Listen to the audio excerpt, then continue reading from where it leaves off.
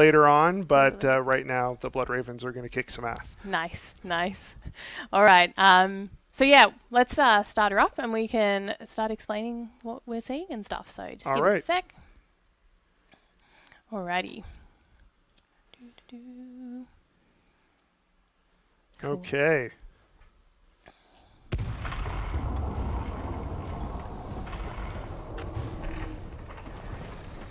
So we're on my way, but it's just me. Don't be reckless. Wait for backup. There's no time. They'll kill you. They can try. So we're starting off here with a familiar face, Gabriel Angelos. He's one of our elite heroes, and This place is already swarming with Eldar. chapter master of the Blood Ravens. I need to find their main portal before this planet is overwhelmed. Gabriel's a really fun hero to play. He's an upfront melee brawler. He's really fun in part because he's really easy to pick up and play. He's got some fairly straightforward abilities like a hammer slam, a hammer spin, and another which we'll see in a second.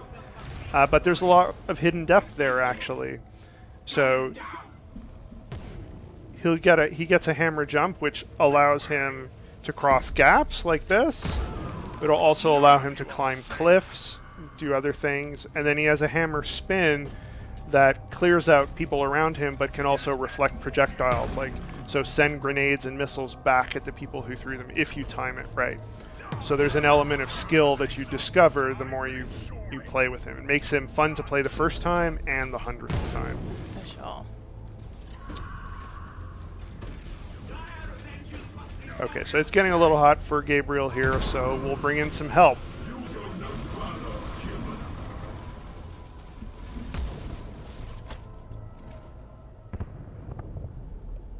I love this scene so much. I know that people may have already seen it on our first gameplay at PC Gaming Show, but she's just, her entrance is just so epic. Indeed it is. This is Lady Solaria, our Imperial Knight, the super unit for Space Marines. She's a walking powerhouse with Gatling guns for arms. What more could you ask for? Here she's going to do her barrage ability and take out these Eldar, which are foolishly ignoring her. Now, super units are typically late game units. For the purposes of this demo, we bring her in early. Solaria. I expected to be bleeding at least. I told you backup was Someone asked, is she single? You'll just have to play the campaign and find out. There are too many troops coming from that portal.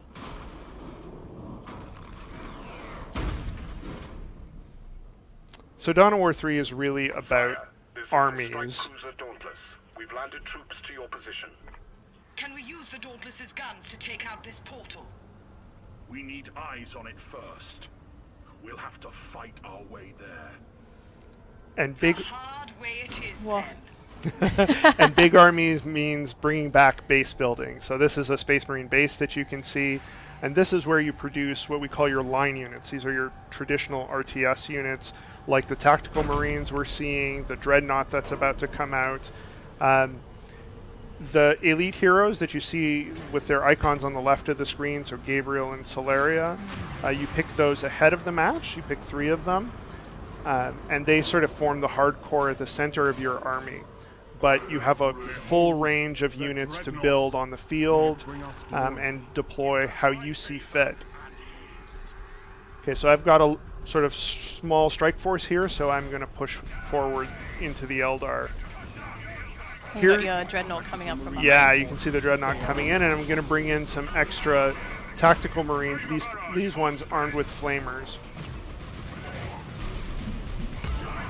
Now in this case I'm using Gabriel to soak up some fire, and my Tactical Marines and Solaria to lay down ranged fire. How you use the elites and the line units is really up to you, and there's a lot of strategic and tactical depth there. You can focus on your elites and just sort of blob your line units if you want. That's an easy way to get into it. More advanced players who've played Dawn of War 1, for example, can do a lot more micro with those line units and use them more effectively. So use those flamer abilities that we saw with the tactical marines. You'll see at the bottom of the screen I've captured a resource point. There's only one in this demo, but it's a return of the resource system from Dawn of War 1. Towards the top of the screen here, you'll see a cover point. And so for people who have played the previous Dawn of Wars, cover in Dawn of War 3 is a lot like garrisons were in Dawn of War 2. So it's a thing on the field that you send troops in, they capture it, it becomes safe, it provides protection, but it can be destroyed. The major difference is that you can also send in melee units to clear people out of it. And we'll see that a little later in the demo. Right now I'm using my drop pods to bring in some extra troops. Now drop pods are one of the center points of the Space Marines. While I can build line units from buildings back at my base, I can also build them in these drop pods and deliver them right into the front line. And we're seeing that on the left there. Those Yes. 3 drop pods can be preloaded with Absolutely. Yeah. Here Solaria tried to take out some of these Eldar Wraithguard, but you'll see she actually didn't get them all. And that's a good example that even with a powerful unit, skill and timing is really important in this game. It's a strategy game, and those types of things are always going to be important in the moment-to-moment gameplay. So the Eldar are trying to take a cover point at the top, so I'm going to use my Assault Marines to jump up there and take it from them. That's really one of the really clear roles for melee units. Okay, my third elite, the Assault Terminators, is ready, and they're a melee unit as well. So I'm going to use them to take out this cover that's on the left side of the screen. I'm actually going to teleport them right in there, and they'll start taking out those Dark Reapers. Nice. So on the left there, they just became available, and then you Yes. can click, and then you can. Then I can place them on the map. Exactly. Nice. And right into cover, which is In where this they- case, right into cover, yeah. So that way, I was able to kill the guys inside the cover, so I can take the cover for myself. Okay, so the Eldar are going to continue to put up a fight, obviously, and I'm going to use one of Solaria's other abilities called the Iron Storm Missile Barrage. This is probably my favorite hero ability in the game right now. I can target 6 different places on the map and lay down some devastation. Again, skill is involved. You'll see these Banshees, they get out of the way. And Solaria is actually pretty vulnerable to melee, so if she didn't have that Dreadnought and Gabriel there to back her up, she could be in trouble. So again, it's about using these different types of units together rather than just like, oh, she's the biggest thing on screen, so she's going to do everything. Yeah. Not at all. So I'm teleporting my Terminators again to take this cover spot. You'll see they'll capture it just in time to spare themselves some damage. There we go. They got it, so they got protected from that blast. Nice. Good timing too. Are you able to explain the, I guess the bars? Are they health? Are they? Yeah, so they're health bars. So they follow. Each hash is a certain amount of health, basically. So you can see the elites have more health than individual line units, and some of them will have indications for charges on abilities. Okay, so for example, I guess Solaria in the top right. Yeah, she's got that flashing bar on top. That's indicating her heat. As she overheats, she'll start slowing down but doing more damage.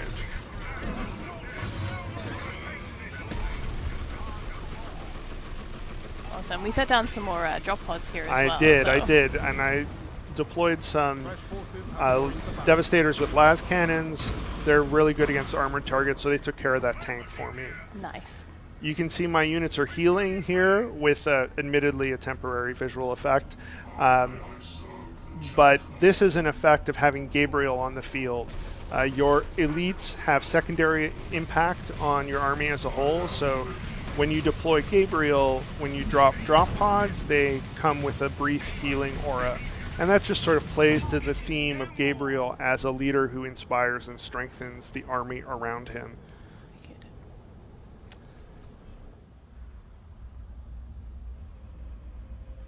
entire invasion force. The portal too. Press forward!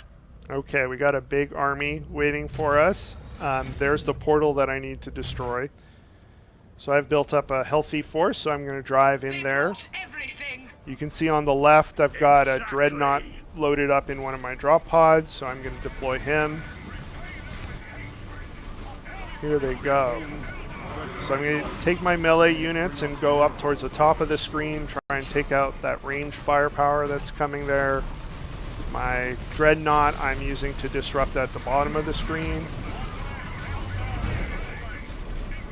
And now I'm moving my tactical marines into that cover point to take it for myself. Oh, perfect. So then they're covered for that long-range fire. Yeah, exactly. Now Solaria is going to use her Ironstorm missile barrage again. Now this time she's overheated, so the missiles are not only going to do impact damage, but they're going to leave pools of flame that do damage over time. Wow. There's that one Dark Reaper who pays the price for standing in fire. Yep. He was like, yeah, I made it. No. No. No. They're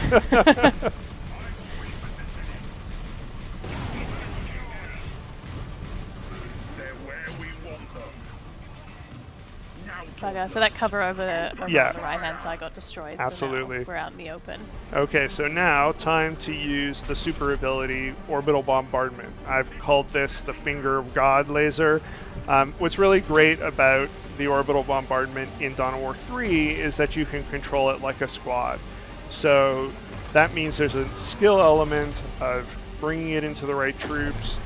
As it does more damage, it slows down, but it gets bigger. This also adds counterplay, so the opponent can move his troops out of the way, can send cheap units in to slow it down, and then save his more expensive units. Now my depowered Eldar, however, are just going to let themselves be killed. Definitely. It even like destroyed the ones that were in cover. It so. did, it did. They're finished. for now, they'll seek vengeance for this. They can try.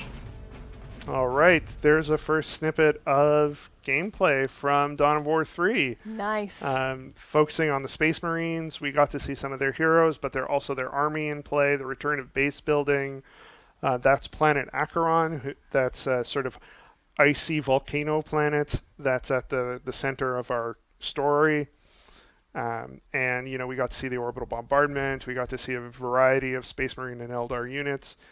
You know, there were things in there that I didn't have time to call out, but you saw Eldar jet bikes and one of their grav tanks, and those are skimmer units that actually, you know, can fly over gaps and fly over obstacles and so on. So that gives them a mobility that the Space Marines don't have. So that's an example of some of the racial diversity or factional diversity that's in the game.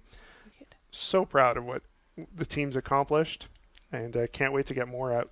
Yeah, so we're going to be able to show you more much later on, obviously, or throughout the campaign.